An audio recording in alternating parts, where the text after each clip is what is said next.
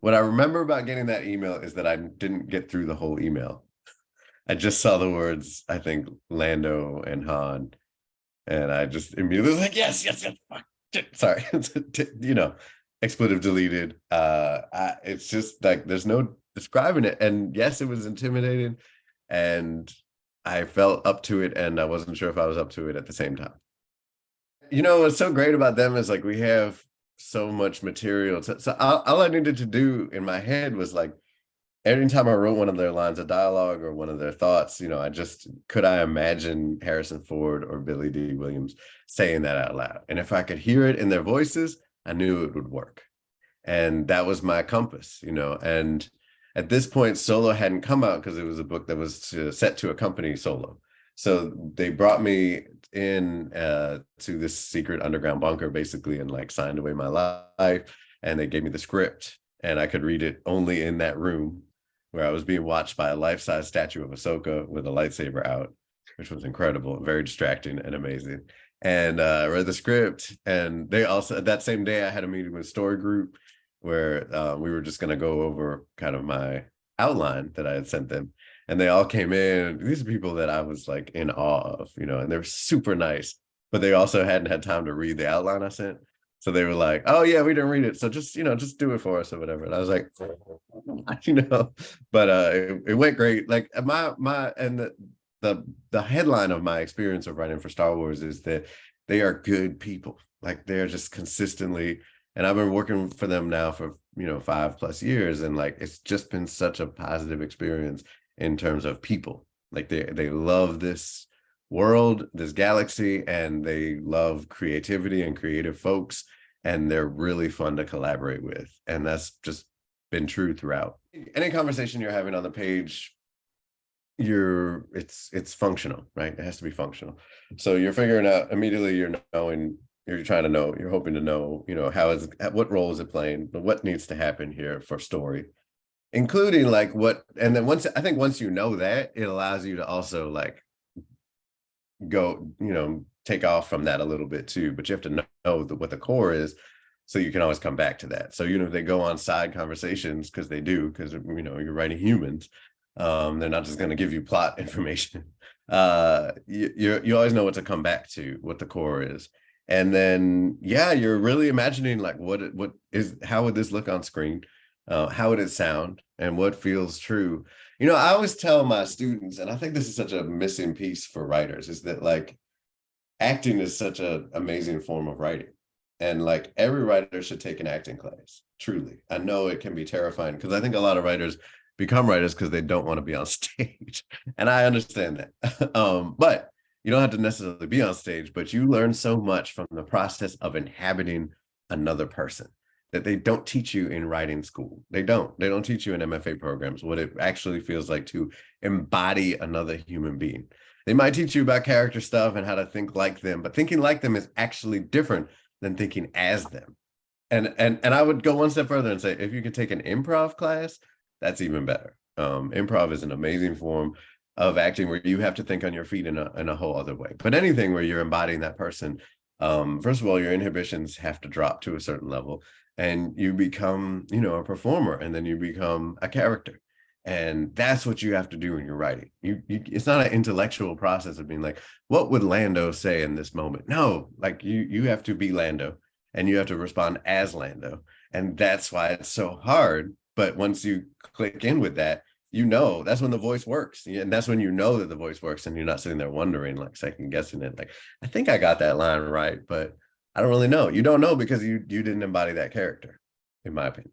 The High Republic has been the highlight of my career to work on as a writer. Like it's just been so fulfilling, fun, creatively engaging, and challenging in so many different ways. I've just loved every moment of it. And one big part of that, I just have to say, is working with initially the 5 creators that we all were.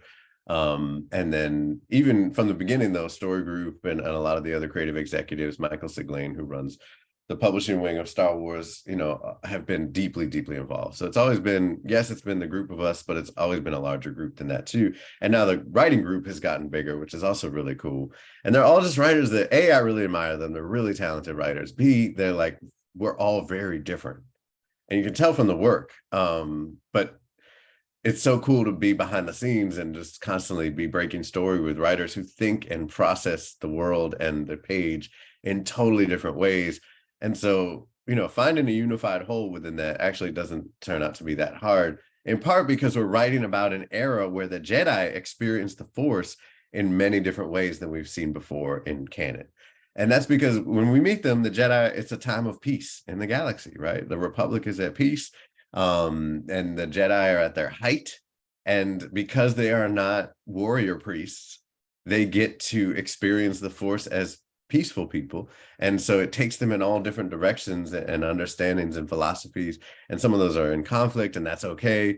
And they see the Force differently and they experience it differently. And that's so beautiful. And that's so true of the writing team too. And that's been really cool, just to see other people's process.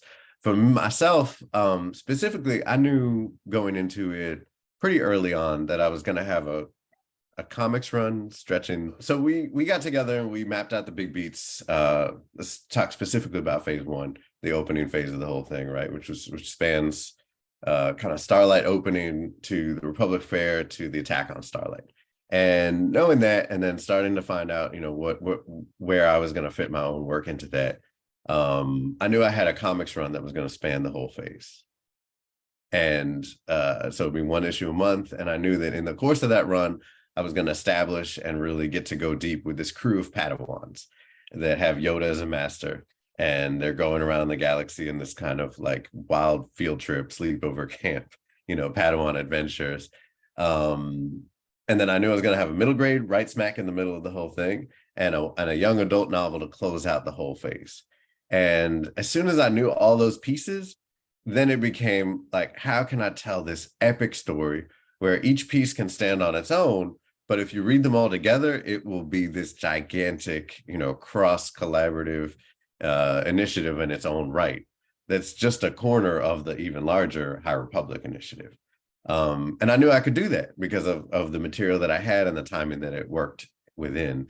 So that's really what I set out to do in my head from the beginning. It was always this big story that had different parts to it that, again, you could read on their own or you could read in connectivity.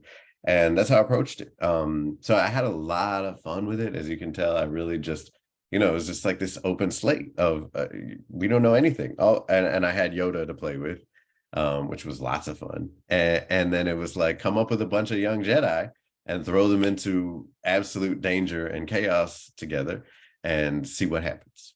I think the core of High Republic Adventures, which is the comics run, is Lula Talisola and Zeen Morala. Zeen is a Force-sensitive civilian, non-Jedi, who was actually raised to hate the Jedi because she was raised in a cult that don't trust anyone who uses the Force or has the Force. So she's kept it hidden within herself that she has the Force all this time, until she meets these Padawans who are so cool and like save her life, and then she saves their lives, and all these things happen, and she ends up joining them basically and falls in love with Lula, who's like the hardcore like Padawan who just wants to be the best Jedi ever in the whole world.